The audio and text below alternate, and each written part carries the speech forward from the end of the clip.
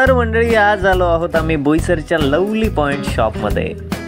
आम्हाला कपडे घ्यायचे होते आणि लवली पॉईंट शिवाय बेस्ट दुकान बोईसरमध्ये मी तर अजून नाही बघितलं। तर सेव्ह करा लवली पॉईंट। तुम्हाला येस येस ह्या काकांनी बाहेर जाऊन स्वतः आमच्यासाठी ज्यूसची ऑर्डर दिली आणि त्यानंतर एक माणूस आला, त्याने आम्हाला ज्यूस सर्व केलं आणि आम्ही ज्यूस प्यायलो। त्यानंतर आम्ही शॉपिंगकडे वळलो।